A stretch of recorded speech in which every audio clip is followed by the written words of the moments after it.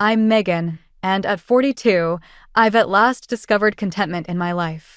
Getting here wasn't easy, particularly after my husband, Tom, passed away from cancer 3 years ago.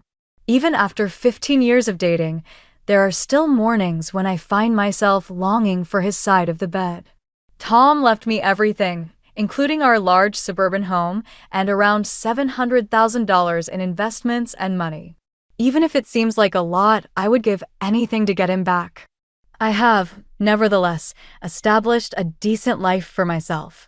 I've come to love my own company while working as the HR manager for a tech company in the downtown area. In contrast, my parents believe that my life is meaningless. When Mom refers to it as wasting away, Dad nods in agreement. They don't understand why I haven't remarried after 45 years of marriage. Every time Mom remarks, "You're still young enough to find someone, at least once." You know, it's not too late to start a family. These days, there are choices. Every month, on a Sunday, I pay them a visit. I've grown to dread the 2-hour journey. The lectures start as soon as I enter their building. Mom will say something like, "Megan, I ran into Susan Williams at Bridge Club," with a tone of feigned casualness. Her son David is currently divorced. You know, he's an accountant. Mom fails to add that David Williams, who is 39 years old, has been living in his mother's basement and has been unemployed for the last 3 years. I am well aware of these friends' sons of Mom's. Instead of a woman, they want a meal ticket. The typical answer I give is, "Thanks, Mom, but I'm not interested in dating right now." The visit last Sunday began similarly to the others. I got there at midday, assisted Mom with lunch, and prepared myself for the anticipated interrogation on our relationship. This time, though, something was different. No other eligible bachelor, including David Williams, was mentioned. Instead, lunchtime was strangely quiet. "Is everything okay?" Finally, wary of the quiet, I inquired. Dad and Mom looked at each other. "Well," Mom explained, folding her napkin carefully, "we're worried about your brother." I took notice of that. I am 7 years older than Jake, who is 35.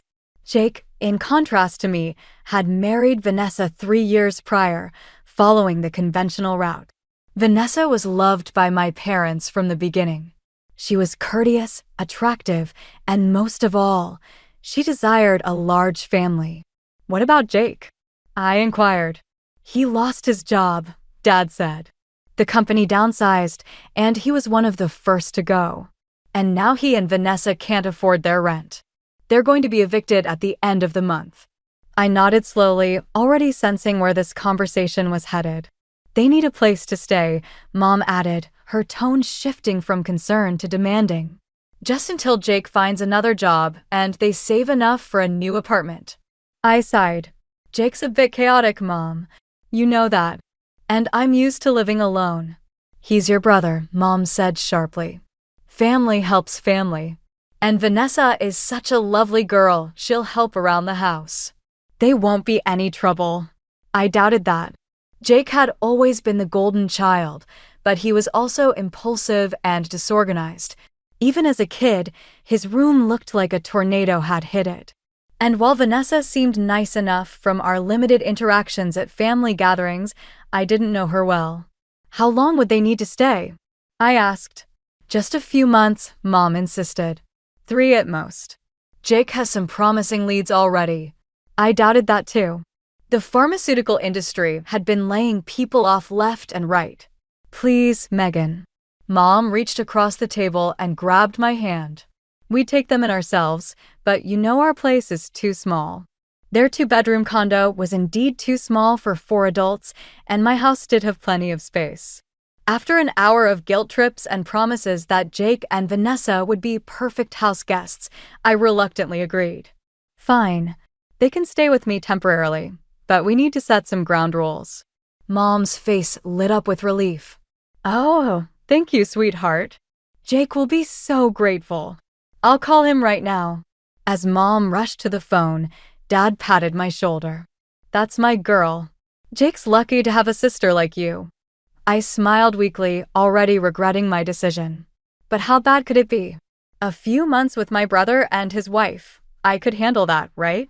A week later, Jake and Vanessa arrived at my doorstep with 4 suitcases and hopeful smiles. Sis. Jake hugged me tight, his familiar cologne bringing back childhood memories. Thank you so much for this. We promise we won't be a burden. Vanessa hung back slightly, her blonde hair pulled into a neat ponytail. We can't thank you enough, Megan. This means the world to us. She seemed genuinely grateful, her voice soft and sincere. I showed them to the guest bedroom on the first floor. Make yourselves at home, I said, handing Jake a set of keys. I've cleared some space in the kitchen cabinets for your stuff. This is so generous of you, Vanessa said, looking around. I'd love to help out while we're here. I can cook and clean, it's the least I can do. That would be great, I said, feeling slightly relieved. Maybe this arrangement would work out after all. I usually get home around 6 and I'm not much of a cook. Don't worry about a thing, Vanessa smiled. I'll take care of dinner every night. We worked out a simple arrangement. I would buy groceries for all of us, and they would handle cooking and cleaning until they found jobs. I also asked them to be mindful of utilities. Tom and I had installed smart thermostats and LED lighting throughout the house to keep bills reasonable, and I wanted to keep it that way. The first few weeks were surprisingly pleasant. I'd come home to delicious home-cooked meals, Vanessa was an excellent cook, and a clean house. Jake spent his days job hunting, and Vanessa kept everything running smoothly. I even started to enjoy having company around after years of living alone. About a month into our living arrangement, I noticed things starting to change. The hot dinners waiting for me when I got home became less frequent. The house wasn't as tidy as before. One Tuesday, I came home to find the kitchen untouched since breakfast, dishes still in the sink. I made myself a sandwich and sat down to eat alone. Around 7:30, Jake and Vanessa finally came home. Oh, you already ate, Vanessa said, barely glancing at me as she dropped her shopping bags on the counter. Yeah, I figured you guys were busy, I replied, trying to keep my tone neutral. Everything okay? Jake opened the fridge and grabbed a beer. Just running some errands. I noticed Vanessa's bags were from high-end stores I couldn't afford to shop at regularly, even with my comfortable salary. I wondered how they were affording shopping sprees when they couldn't pay rent. The next evening was similar, no dinner prepared and the house a mess. When they finally showed up, I decided to ask directly. I thought we had an agreement about dinner and keeping the place clean, I said as I microwaved leftovers. Vanessa sighed dramatically. I've been super busy lately. I'm starting a business with some friends. We've been meeting here during the day to plan everything. Here? You've been having people over to my house. I felt a flash of annoyance? It's just a few friends, Vanessa shrugged. We needed somewhere to meet. I put down my fork. Vanessa, this is my house. I don't know these people. I'm not comfortable with strangers being here when I'm not home. They're not strangers, they're my friends, she snapped. They're strangers to me, I countered. If you want to meet with them, you should go to a coffee shop or one of their houses. Vanessa stared at me for a moment, then threw her fork onto her plate with a clatter.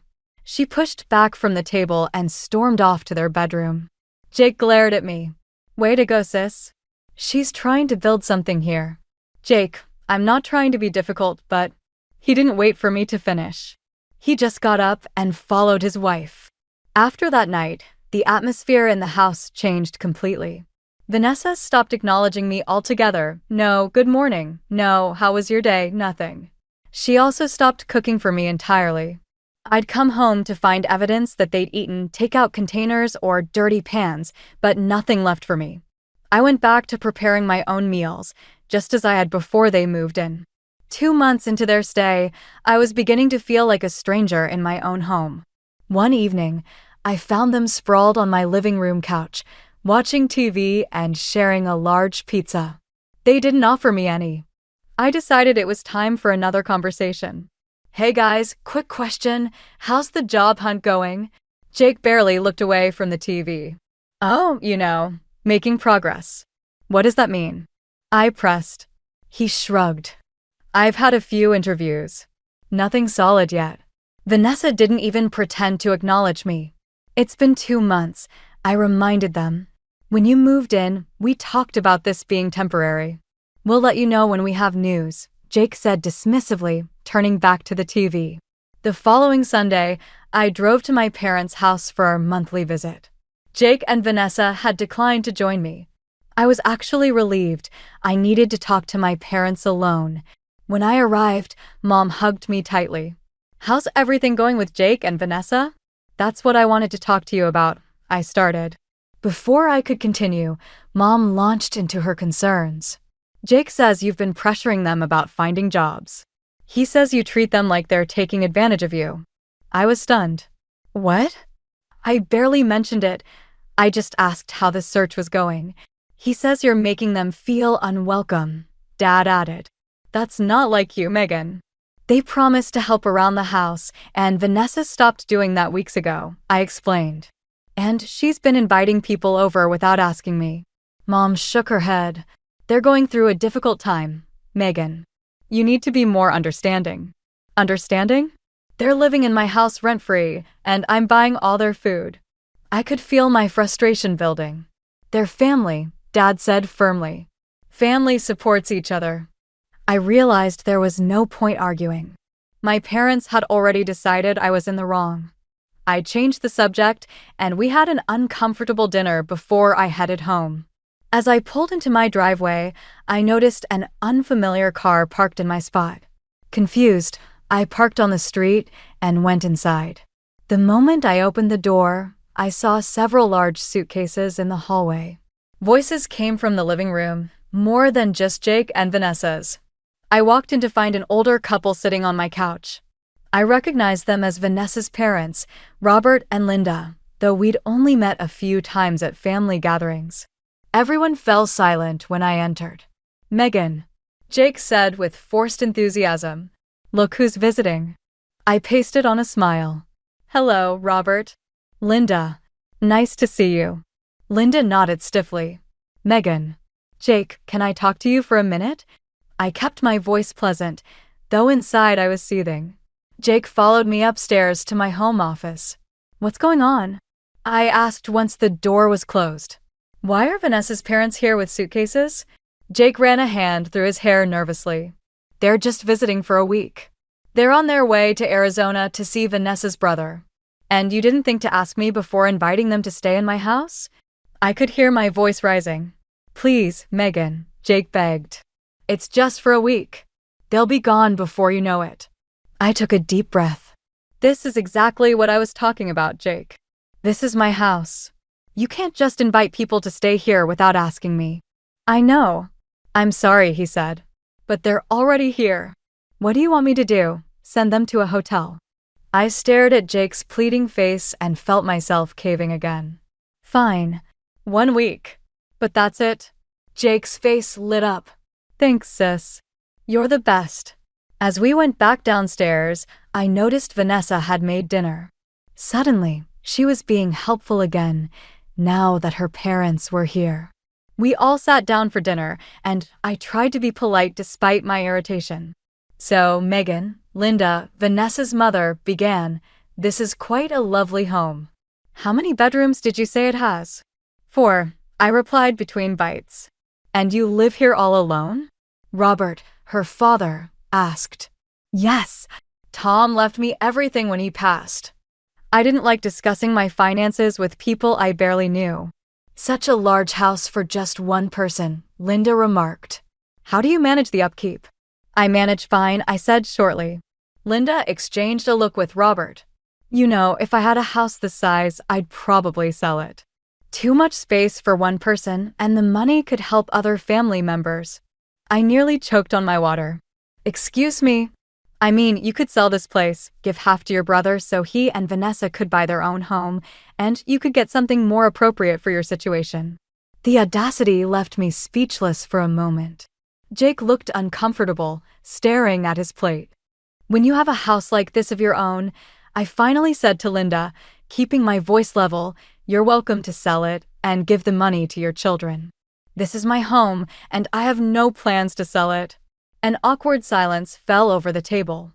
Linda pursed her lips, and Vanessa shot me a venomous look. We finished dinner with minimal conversation. The next week was excruciating. Every time I entered a room, conversation stopped abruptly.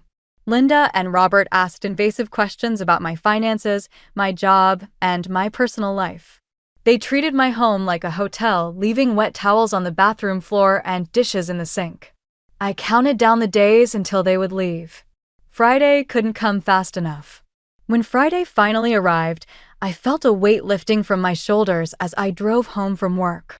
Soon, it would be just me, Jake, and Vanessa again, which was still not ideal, but better than having Vanessa's parents there too. As I turned onto my street, I rehearsed what I would say to Jake. It was time for a serious conversation about their job search and moving out timeline. 3 months had passed, and they showed no signs of leaving. I pulled into my driveway and walked to my front door. When I opened it, I froze. Several of my suitcases were sitting in the hallway. Confused, I opened one. Inside were my clothes hastily folded and crammed in. My toiletries were stuffed in a side pocket. I heard voices from the living room and walked in, my heart pounding. Jake, Vanessa, and her parents were huddled together, looking at what appeared to be a guest list. "What's going on?" I said loudly. "Why are my things packed?" They exchanged glances. No one spoke for a moment. Finally, Vanessa shrugged. "We're planning my parents' 35th anniversary party. Their relatives are coming here tomorrow." "Here?" "In my house." I couldn't believe what I was hearing. "It's just for the weekend," Jake said weakly. "And where am I supposed to go?" I demanded. "We thought you could stay at a hotel," Vanessa said casually, "or with your parents. We need the space for the guests." I stared at them, dumbfounded. They had packed my belongings and planned to kick me out of my own house for a party I hadn't even been told about. "This is my house," I said slowly, my voice shaking with anger. "You don't get to decide who stays here or who leaves. If anyone's going to a hotel, it's your relatives." "Don't be ridiculous," Linda scoffed. "We can't ask family to stay at a hotel. But you can ask me to leave my own home?" I was incredulous. "It's just for one weekend," Vanessa said dismissively. "Don't be so selfish." "Selfish?" I nearly shouted the word. "I've let you live here rent-free for 3 months. I bought your groceries, paid all the utilities, and put up with your complete lack of respect for my home and privacy." "You're being dramatic," Vanessa rolled her eyes. "I want your parents out of my house by tomorrow," I said firmly. "And there will be no party here." Linda gasped. "You can't do that. We've already invited everyone." "Watch me," I said coldly. I turned to Jake. "I expected better from you."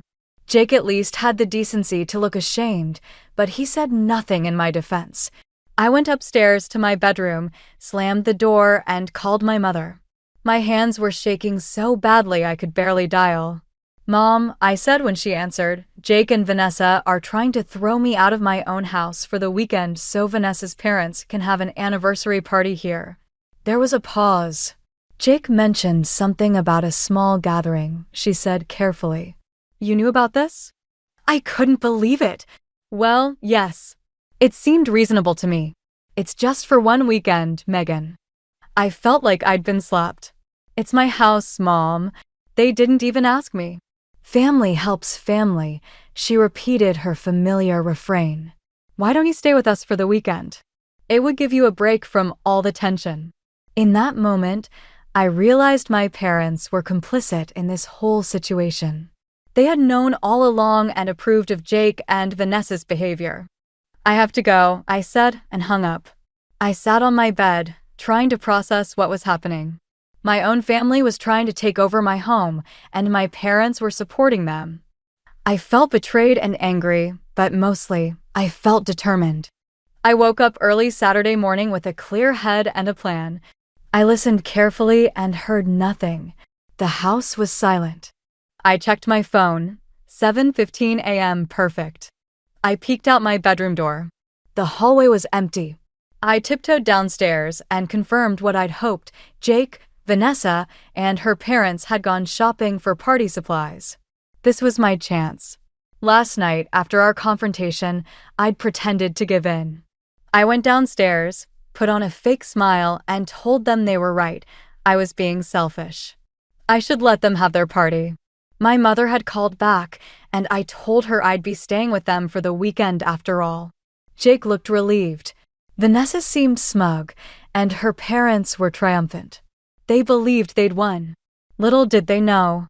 As soon as they left this morning, I sprang into action. I called a 24-hour locksmith I'd found online last night. He promised to be at my house within the hour. While I waited, I gathered all of Jake and Vanessa's belongings, their clothes, toiletries, shoes, everything. I did the same with Linda and Robert's things. I packed them all neatly into their suitcases and duffel bags. The locksmith arrived at 8:30 a.m. By 10 a.m., every lock in my house had been changed. I paid Mike, thanked him profusely, and dragged all the suitcases outside onto the front lawn. Then I sat in my living room with a cup of tea and waited. Around noon, a car pulled into my driveway. Jake, Vanessa, and her parents got out, arms full of grocery bags and party decorations. They saw the suitcases immediately. Confusion crossed their faces as they approached the front door. I heard Jake's key in the lock, followed by the sound of him jiggling it when it didn't work.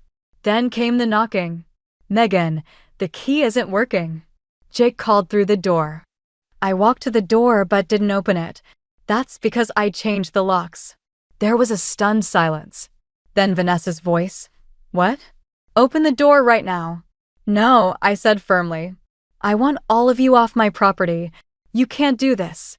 Linda shrieked. "Our party is tonight. People are coming." "You should have thought about that before trying to throw me out of my own house," I replied calmly. Jake's voice turned pleading. "Megan, come on. We can talk about this." "There's nothing to talk about. You've taken advantage of my generosity for months. You've disrespected me in my own home, and now you've tried to force me out so you can throw a party I never approved of. We're done talking." Vanessa started pounding on the door. "You can't do this. Let us in right now, or I'll call the police." "Go ahead," I said. "I'll explain how you've been squatting in my home and refusing to leave when asked." "I'm sure they'll be very interested."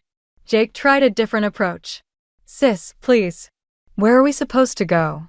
That's not my problem anymore. You've had 3 months to figure it out. Time's up." Linda was wailing now about her ruined anniversary. Robert was trying to calm her down. Vanessa had moved from pounding on the door to kicking it. "If you damage my property, I will call the police," I warned her. The kicking stopped. "Mom and Dad are going to hear about this," Jake threatened. "I'm sure they will," I replied. "Now please leave before I call the authorities." There was more arguing, pleading, and threatening, but I stood firm. Eventually, I heard them loading their suitcases into their cars. I watched through the window as they drove away, Jake and Vanessa in one car, Linda and Robert in another. As predicted, my phone started ringing almost immediately. My mother's name flashed on the screen. I declined the call. Then came a barrage of text messages. "Mom, what have you done? Jake says you threw them out." "Dad, call us immediately, young lady." For the first time in months, I sat in the stillness of my house, shut off my phone, and brewed myself another cup of tea. Over the next few days, the texts continued to arrive. My parents never stopped texting and calling. They became more and more irate in their texts, accusing me of being callous, self-centered, and cruel. In a lengthy text message, Jake announced that he was permanently severing our relationship. None of them received a response from me. I eventually switched my phone back on permanently after a week. It was now a trickle of communications. My cousin Emily informed me that Jake and Vanessa had taken up residence with my parents. It seems that when my parents had to deal with Jake and Vanessa's entitled conduct directly, their attitude immediately shifted. Emily informed me that my parents had threatened to force Jake and Vanessa to leave unless they found employment within 2 months and saved enough money for a place of their own. I was unable to resist grinning at the irony. A month has passed since I had my hair done. To be honest, I don't mind that my parents still don't talk to me. The quiet has been restorative. I will no longer be lectured about my life decisions. Stop pressuring me to date men I don't want to date. Don't feel guilty about not having kids anymore. I've found my home's tranquility again. I've taken back my boundaries and my space. I may be accused of selfishness for not allowing my family to dominate me. However, I refer to it as self-respect. Maybe we'll get back together eventually. It's possible that my parents will come to the realization that their golden kid isn't really so golden. Perhaps instead of demanding assistance, Jake will mature and take charge of his own life. Perhaps Vanessa will come to understand that family is not a resource to be used for personal gain. Or perhaps not. In any case, I'm tired of being the doormat for the family. I repainted the guest bedroom last weekend in a cheery yellow that always makes me happy. After Jake and Vanessa moved in, I stopped throwing dinner parties for my friends, but now I do it again. I'm leading my life as I see fit. Even while it's not the life my parents had in mind for me, just me and my 2 large houses, without a partner or kids, it's my life. And I'm proud of myself for finally defending myself and establishing limits that not even my family could breach.